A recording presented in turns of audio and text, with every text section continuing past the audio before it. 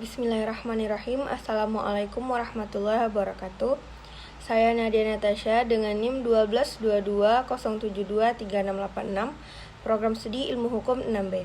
Di sini saya akan memenuhi mata kuliah Hukum Laut yang diampu oleh Bapak Dr. Muhammad Darwis SHMH. Saya akan membahas dua materi, yaitu mengenai zona laut teritorial dan zona laut tambahan. Indonesia mendeklarasikan wilayah laut nasionalnya sebagai satu kesatuan yang tak terpisahkan dari wilayah darat yang berbentuk pulau-pulau melalui Deklarasi Juanda pada tahun 1957. Salah satu wilayah tersebut diantaranya adalah laut teritorial. Nah, apa sih yang dimaksud dengan laut teritorial?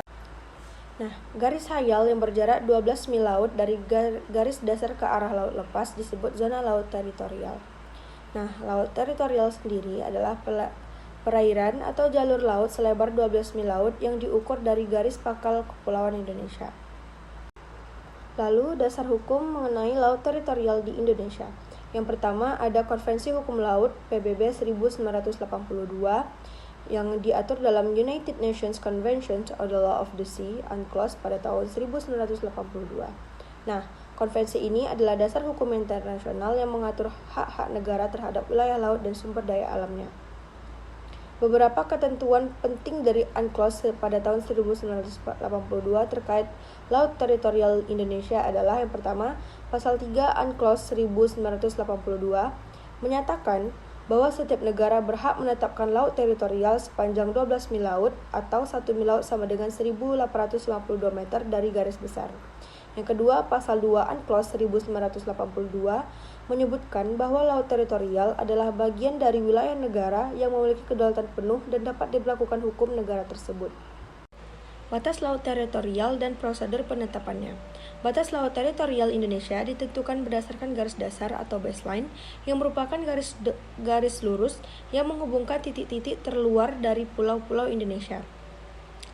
Garis dasar ini digunakan untuk mengukur jarak 12 mil laut yang menjadi batas teritorial. Nah, Indonesia menggunakan dua jenis garis dasar, yaitu yang pertama, garis dasar lurus atau straight baseline, yang digunakan untuk wilayah yang memiliki banyak pulau kecil dan terpisah.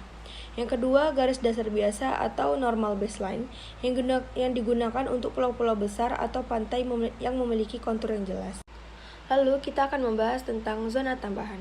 Menurut Pasal 33 UNCLOS 3 1973 sampai 1982, zona tambahan adalah zona maritim yang batas terluarnya ditentukan maksimum 24 mil laut di luar batas laut teritorial dari garis pangkal dengan referensi yang sama dalam pengukuran lebar laut teritorial.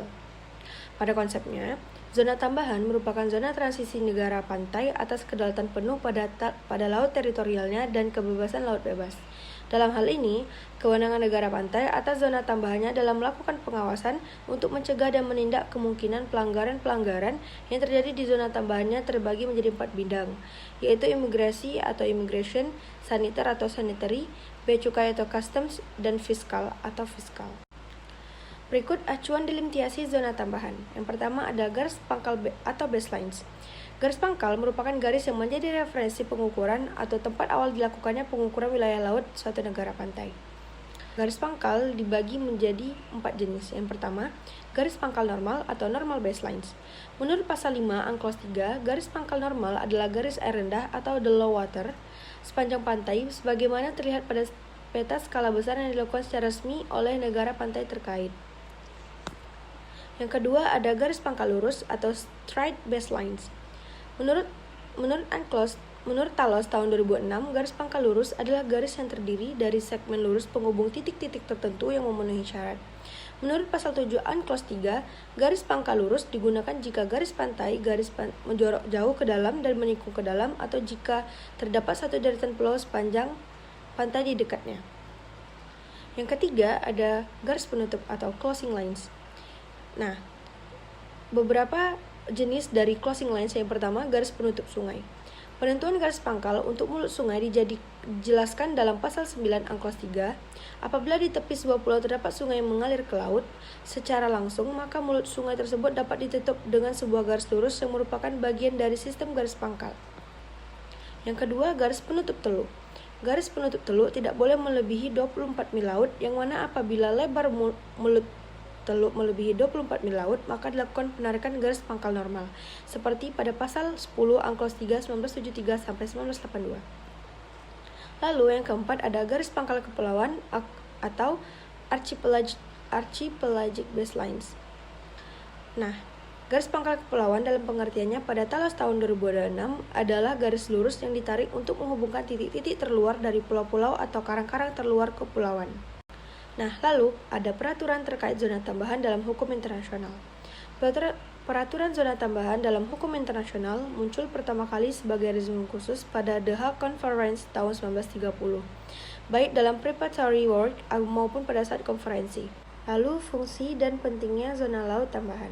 Yang pertama, perlindungan dan penegakan hukum. Yang kedua, perlindungan lingkungan. Yang ketiga, kedaulatan dan ketertiban. Baik, sekian penjelasan materi zona laut tambahan dan zona laut teritorial dari saya.